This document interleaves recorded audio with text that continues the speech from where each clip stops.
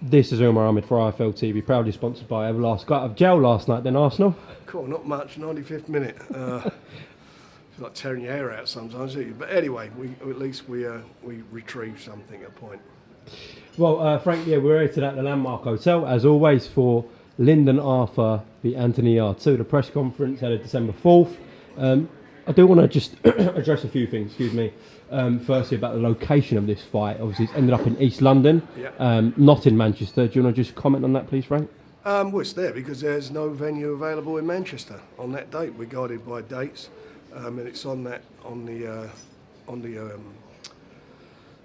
first date available that we can get in with BT. So that's what it is. Originally, it was going to be on in October at a show in Birmingham, but he wasn't ready. Hey, how you doing, young man? But he wasn't ready. Okay. So we're here. But yeah, delighted to actually get this rematch on. A ring's a ring. You know, Tyson Fury went to Germany to beat Klitschko. He went to the States 3 times to fight Wilder. That's what fighters do. That's what they do, and that's what great fighters do. And Lyndon Arthur, at the end of the day, you know, he's once that first bell goes, nothing's going to mean anything. He'll just get on with it and just fight, as will Anthony Yard. Frank, do you think we see a different fight to the first one? Yeah, but I think I hope so. You know, our first fight, I was expecting, to be quite honest, a little bit more out of it than it was. But having said that, I think it seems to be a bit of need all this time. So hopefully we get a better fight out of it, you know, for the two of them. I mean, Lyndon's got a really good position with the WBO. Well, he has. He's number one as a result of winning his fight, and he won the first fight. You know, that's the thing about it. Anyone think I was saying that Anthony won the fight, but I didn't. That's not what happened. You know, I said that Lyndon won the first fight, but the bottom line is, bottom line is there's a really, I think it's going to be a really competitive fight, and I think there's a lot more on the line this time, in as much as there's that number one position in the BO, and obviously neither of them, or certainly as far as Anthony Yard's concerned, he can't afford to lose another fight. He can't to do that, and I think, you know, with Lyndon, he said that his hand was banged up last time and he couldn't use it, and he said this time round he'll be okay. So I think you're going to get 2 guys in there, both fit, willing and able, and the best man will win on the night. In your opinion, where does a loser go? It depends. It depends how you lose. It depends how you lose sometimes. Okay, just want to go back to the heavyweight division. Obviously, we talked it to death, but I think a point to address, importantly, not many people are talking about, is obviously Tyson had a really bad camp in terms of the COVID situation that he had. Obviously, the terrible situation he went with through with his daughter Athena. A lot of people suggesting the fight might not even happen because he's had such an up and down camp, and then to pull out a performance like that after that camp, not many people are talking about that, Frank. Well, no, I mean, I've got to be honest, going into the fight, and they're not, but going into that fight, I mean, you know, we all thought it was going to be pretty much, or a lot of people thought it was going to be a formality, and I felt that, as I said, if he come back and he'd what I expected the other guy to do, because as he showed in that fight, he's an absolute warrior. I mean, he's a tough guy. Wilder, you got to take your hat off to him. He tried his balls off to win that fight, and made a fight of it. And I felt if he did do that, it would be. But I kept banging on it to be a shootout, and you know, it should be exciting while it lasts. And I felt Tyson would win it, but earlier.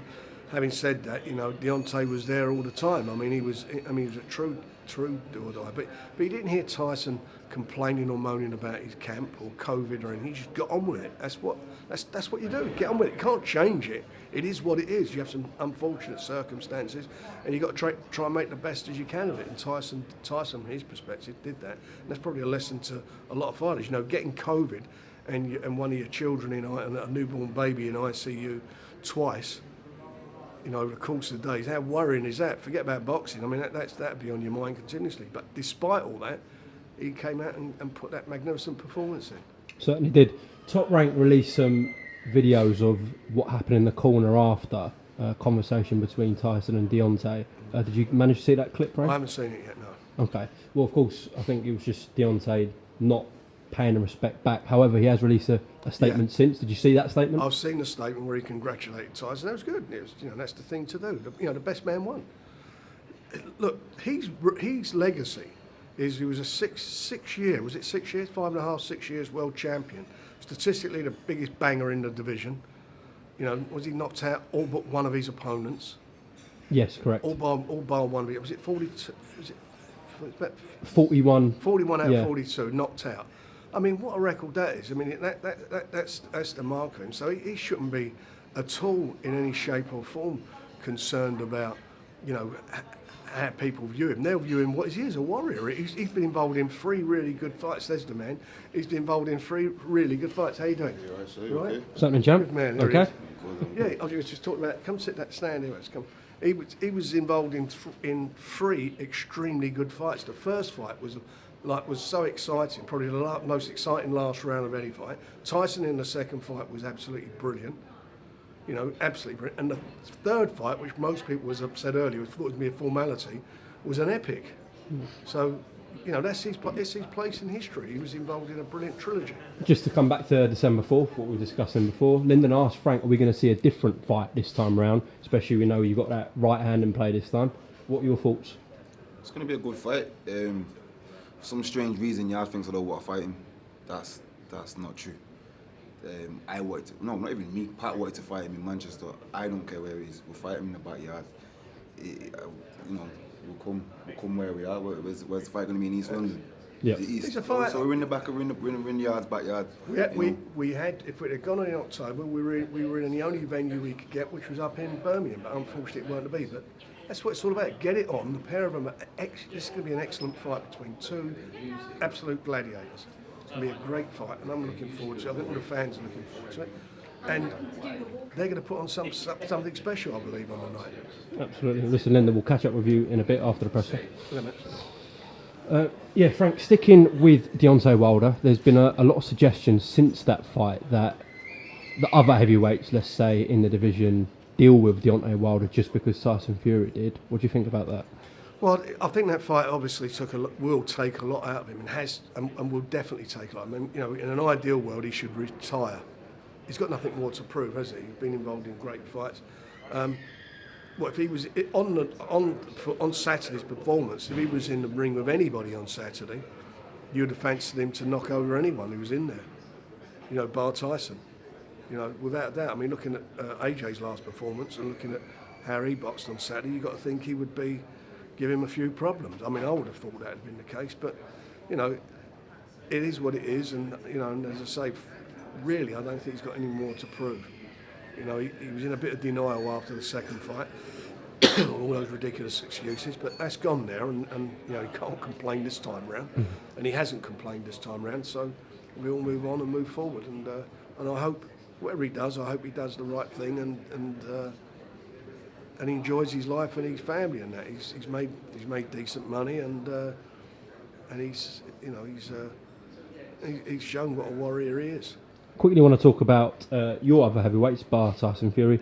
So Joe Joyce, we know the position he's in with the WBO. I saw some comments that you made to Sky Sports that Tyson told you that, apart from himself, Joe Joyce is the man in the division he believes. He did say that to me. He was talking in the dressing room on the night of the Wilder fight, and he made that comment. And yes, he holds him in high regard.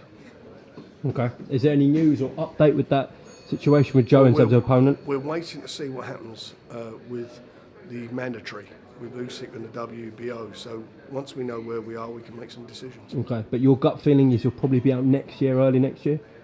Yeah, well, I want to get him out as soon as possible, but at the moment I can't really nail it down because we're in their hands, and I don't want him going into camp and spending a lot of money and he doesn't fight. Otherwise he'd have been out in Vegas for the fight, he'd have been training out there. So we'll see how it all pans out in the next, in the next few weeks. Any movement on Daniel Dubois? Will be an announcement, I think, within the next week or so with him. Okay. He'll be out, he will fight in December. We're going to get an announcement soon on Tommy Fury and Jake Paul? I hope so. You know, it's moving in the right direction. Okay, it's moved further than we last spoke. Yeah. I mean, they're working very hard to make it happen. That's very good to hear. Frank, I know you sent an offer to Matchroom, Conor Benn, Tony Sims, etc. about the fight with David Avanesyan. Have you heard back from them? No. Well, I don't say no. I think they. I read something. I don't believe. I think or something came in saying that they wanted another fight before they ever fought him, and I said, "We'll go and have another fight, and we increased the offer to what we made." Okay. So we made a bigger offer to them, and it's a really good offer. So if they want it, they want it. If they don't, we'll move on. So you sent 2 offers, They've had another offer. and you haven't had a counter offer from them. No, nothing at all. They Okay. don't want to fight him, do they? They don't want to fight him. I get that, understand that. But he said he's 1 fight away, so go and have the 1 fight. Let's do the deal, but go and have you another fight. Go and fight whoever you want, and then let's try and do it. Okay. Would you be okay with David going on a DAZN show if they put a massive counter They come offer? up with the money. They come up with the money, yeah, of course. Okay. Yeah. So they want a warm-up fight. They're saying Yeah. probably sometime end of this year, early next year, and then springtime you can look at that Go fight. straight at it, yeah. Let's get it on. Okay. I haven't got a problem with that fight at all. What do you think happens in that fight, Frank? I think he'd be too strong for Conor. But Conor's, he's done well. He's come through. But I think at the end of the day, I think he'd be a bit too. I think it'd be too much for him. Okay. What did you make of comments from both? Well, I think it was specifically Frank Smith saying the offer was advisory, I believe he said. Well, it's more than we got offered. Right, the riser. I don't know what you call the riser. I mean, it was like mid. What was it? I think we've gone up to. Well, we've said, we've offered them £500,000 plus an upside on pay-per-view. So how can they? If that's derisory, it's derisory. Okay. Come back and make a counter offer. What about the fight between Ekko and Conor? I wouldn't have a problem with that fight either. Would be for the British and Commonwealth, I obviously. wouldn't Ekko have a holds. problem with that. Ekko, I'd have that fight as well. No problem. Okay. That'd be a good fight too. They're all good fights. I'll tell you another one I'd like to do. He's talking about wants a title fight, looking for a decent fight. Is Chris Eubanks Jr. against Zach Parker. There's something to aim for. Zach's ranked #1, so to get him in a real good position if he beat him. Have you something to aim for there, haven't you? Have you spoke to anyone from Wasserman about that? No, I haven't. But that fight, I'd love to do that. That'd be a great fight. That would really be a good fight. And it's not like, from Eubanks' point of view, he can get himself into a #1 slot if he beats him. Just a couple of more things, Frank. I hear Jason Cunningham has put pen to paper with you guys. Yeah, well, he wants to be on board with us, which is good, and we're delighted to have him on board. But Brad, we've got to get Brad moving as well. We want to get him back in the swing, and it was a very close fight, and who knows, down the road we can do a rematch with that. Yeah. But I will get Brad moving as well. Okay, good to hear. Just the last one. Over the weekend we saw a really shock loss for Mikey Garcia in Fresno against Sandor Martin. Did you manage to catch any of it, Frank? No, I haven't seen it. I haven't seen it yet, but I will look at it. It was a bit of a shock, but that's boxing. That's what happens. You get it's ups and downs. It's cycles. That's what happens. It's I'm sure he'll come back, Mikey, but that's business. That's the business. Nothing's guaranteed in boxing. Okay, Frank Warren, appreciate your time here at the Landmark. When the tickets are on sale, are they, for Yard Alpha? Yep, everything's on sale. Yeah. Okay, get there, copper box December 4th. Get there and do that, yeah.